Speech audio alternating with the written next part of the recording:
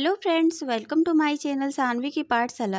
Friends, in this video we will cover The Knight's Tale, which is a part of prologue to Canterbury Tales written by Geoffrey Chaucer. Friends, in previous video we have already covered what is and which types of work the prologue to Canterbury Tales. Means in previous video में हम लोग prologue to Canterbury tales किस type का work है, इसमें क्या story है, कितने पिलग्रिम्स है, कहाँ जा रहे थे, उनका क्या मोटो था, किस मंथ से उन्होंने स्टार्ट किया था अपनी जर्नी, ये सारे हम लोगों ने देखा जो बहुत ही ज़्यादा इम्पॉर्टेंट है. फ्रेंड्स, अगर आप द नाइट्स टेल से वीडियो स्टार्ट कर रहे हैं तो आपको बहुत कम समझ में आएगा कि यह वर्क किस टाइप का है. तो आपको इंट्रोडक्टरी वीडियो देखना बहुत ही ज़्यादा ज़रूरी है, तभी आपको अच्छे से समझ में आएगा. तो फ्रेंड्स, अगर आप वह introductory video prologue to Canterbury Tales का देखना चाहते हैं तो उसका लिंक इस वीडियो के डिस्क्रिप्शन में डाला हुआ है. एंड अगर आप नोट्स चाहते हैं जो प्रॉपर बना हुआ है तो आप मेरे टेलीग्राम चैनल सानवी की पाठशाला में जाके ज्वाइन कर सकते हैं और वहाँ से आपको नोट्स मिल जाएगा. फ्रेंड्स, टेलीग्राम का लिंक भी इस वीडियो के डिस्क्रिप्शन में डाला हुआ है, तो वहाँ पे जाके आप ज्वाइन कर सकते हैं. Now let's start the knight's tale by Geoffrey Chaucer. Friends, जैसा कि इस वर्क का नाम है प्रोलॉग टू कैंटरबरी टेल्स, तो प्रोलॉग मीन्स इंट्रोडक्टरी पार्ट. तो हम लोग जितने भी टेल पढ़ेंगे तो पहले जो कहानी सुनाया है उसका हम लोग प्रोलॉग देखेंगे, यानी कि वह किस टाइप से ड्रेस पहना है, उसका सोशल स्टेटस क्या है, उसका पर्सनालिटी क्या है.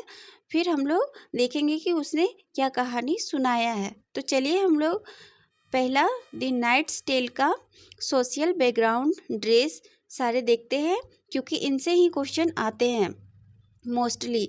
तो चलिए स्टार्ट करते हैं.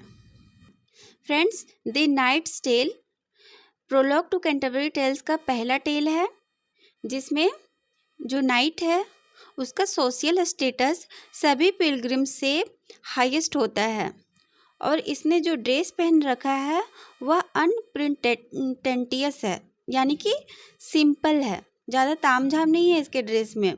और इसके ड्रेस में केवल एक कवच लगा हुआ है, एमोर स्टेंस लगा हुआ है.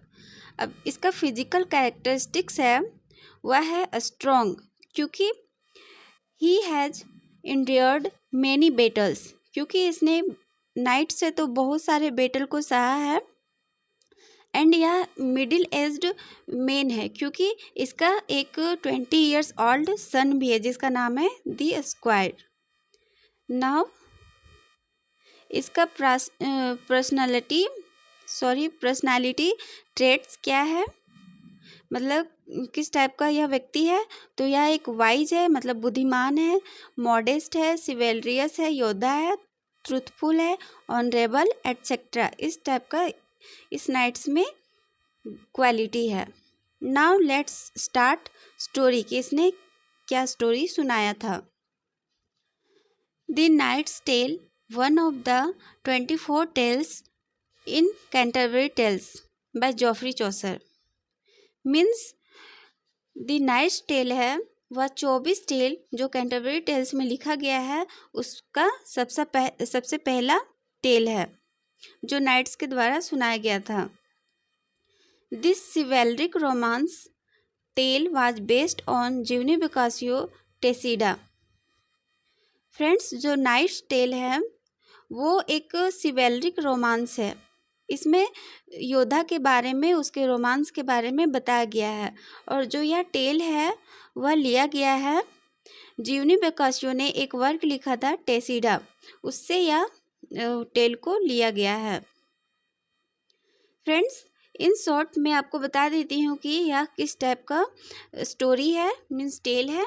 इसमें एक लड़की रहती है, उसके पीछे 2 लड़के पागल होते हैं और उससे शादी करना चाहते हैं, यानी कि एक अनार 2 बीमार. इस टाइप की कहानी है जो बहुत ही ज़्यादा इंटरेस्टिंग है. तो चलिए हम लोग शुरू करते हैं अब कहानी.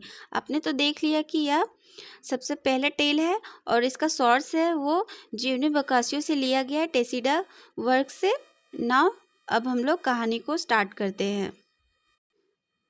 इन this tale King Theseus has conquered Amazon and married Hippolyta and returning to Athens with Emily, sister of Hippolyta. He is encountered by widows of Thebes whose husbands were killed in the war by King Creon. Means friends, इस story में जो night सुनाता है उसमें एक राजा होता है king Theseus. वह जीत हासिल करके अमेज़न पे घर अपना लौटता है मैरिड करके, क्योंकि जब किंग थेसियस अमेज़न पे जीत हासिल करता है तो वहाँ की जो रानी होती है हिप्पोलिटा, उससे मैरिड करके वह अपना घर लौटता है थेसियस। किसके साथ? तो इमली के साथ। इमली कौन होती है? हिप्पोलिटा। उसके साथ अपना घर लौटता है। इसी दौरान रास्ते में उसका इनकाउंटर होता है, मतलब मिलता है कुछ विडो वीमेन से थेबस का। क्यों मिलती है? क्योंकि जो थेबस का जो किंग होता है, जिसका नाम किंग क्रियोन होता है, उसने इन विडो वीमेन के जो हस्बैंड होते हैं उनको मार दिया होता है, और अब मार दिया होता है जिसके कारण वह बहुत ही ज़्यादा दुखी होती है।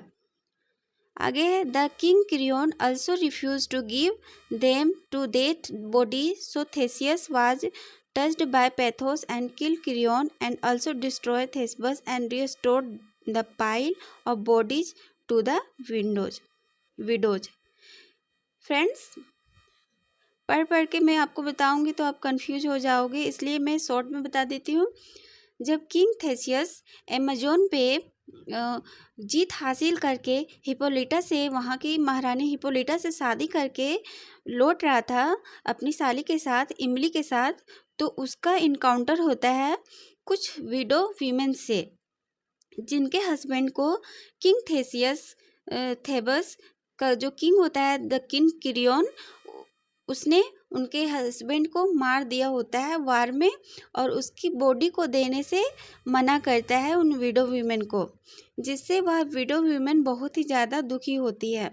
जब किंग थेसियस उन विडो वीमेन से इनकाउंटर करता है और उनकी बातों को सुनता है तो वह बहुत ही ज़्यादा गुस्से में आ जाता है और किंग क्रियोन को मार देता है एंड उसके जो राज्य होता है उसको भी डिस्ट्रॉय कर देता है, और फिर उस विडो वीमेंस को उनके हस्बैंड की बॉडी को सौंप देता है। आगे है friends, two of them, Palamon and Arcite cousins, were alive, only injured. इस वार के दौरान, जब किंग क्रियोन का वार होता है, इस दौरान पालमन एंड आर्सिट बच जाते हैं, जो दोनों कजिन होते हैं। केवल उन्हें घायल जैसी चोट लगती है, मरते नहीं हैं। Duke Thebes order to put them in prison. यहाँ थेसियस होगा फ्रेंड्स। जब थेसियस ड्यूक को पता चलता है कि पालमन एंड आर्सिट बच गए हैं, केवल इंज्योर हुए थे, तो ऑर्डर देता है कि उसे जेल में बंद कर दिया जाए दोनों को। While in प्राइजन, Palamon see Emily, a charming, beautiful and attractive sister of Hippolyta, through back window and fall in love with her. जब ड्यूक थेसियस उन दोनों को जेल में डालने का अनुमति दे देता है, तो उसी जेल से पालमन इमली को देखता है खिड़की के सहारे, क्योंकि जेल तो पूरा बंद रहता है, तो सांस लेने के लिए, ऑक्सीजन आने के लिए एक खिड़की रहता है, तो वही खिड़की के मदद से पालमन इमली को देखता है और देखते साथ वह उसके प्यार में पड़ जाता है। Soon Arsit also get up and see Emily and he also fall in love with her. थोड़ी देर बाद आर्सिट भी उठता है और वही खिड़की से देखता है इमली को, तो वह भी प्यार में पड़ जाता है इमली के साथ। Arcite was ransomed by his friend and rescued. चूँकि आर्सिट जो है उसका दूर दूर कनेक्शन था, तो वह अपनी फ्रेंड की मदद से वहाँ से बच के भाग जाता है। लेकिन जब वह बच के भाग जाता है तो ड्यूक थेसियस जो होता है वहाँ का राजा उसे उस जगह से बेनिस्ट कर देता है, यानी कि बाहर निकाल देता है उस राज्य से, एथेंस से। In spite of banishment he discuss a page boy of Emily and work in Emily chamber secretly. जब ड्यूक थेसियस आर्सिट को बेनिस्ट कर देता है अपने राइस एथेंस से, तो वह भेष बदल के एज अ पेज बॉय इमली के साथ इमली के चैम्बर में आता है उससे छिप छिप के मिलने के लिए। आगे है Palamon escape from prison and they both met in a forest. Palamon भी इधर फ्रेंड्स वह जेल से किसी तरह से भाग जाता है और पालमन एंड आर्सिट फिर से एक फॉरेस्ट में मिलते हैं। Duke Theseus cause them while going to hunting and command them to be killed, but kind Hippolyta request duke not to do so. जब पालमन भाग जाता है जेल से तो वह फॉरेस्ट में आर्सिट से मिलता है। इसी दौरान ड्यूक थेसियस हंटिंग के लिए वह जंगल की ओर जाता है तो वह दोनों को पकड़ लेता है और अपने सैनिकों को कमांड करता है कि यह दोनों को जान से मार दे। लेकिन उसी बीच हिपोलिटा जो ड्यूक की रानी होती है वह ड्यूक से रिक्वेस्ट करती है कि ऐसा काम नहीं करे। इसके बजाय वह एक डील करवाती है।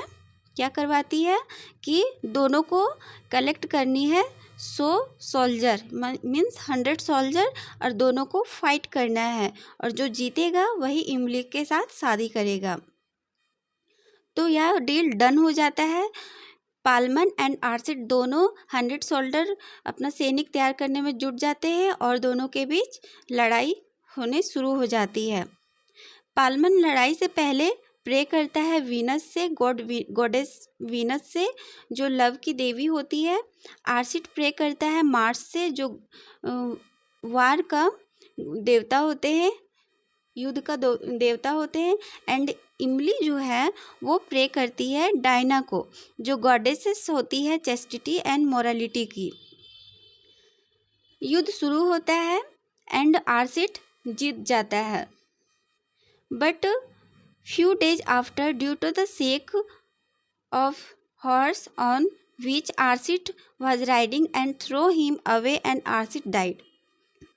लेकिन जब आर्सिट जीत जाता है उस युद्ध में तो कुछ दिन के बाद आर्सिट एक हॉर्स में घोड़े में सवार होता है। तो अचानक से घोड़े को कुछ होता है तो वह घोड़ा आर्सिट को अपनी पीठ से गिरा देता है जिसके कारण आर्सिट का डेथ हो जाता है।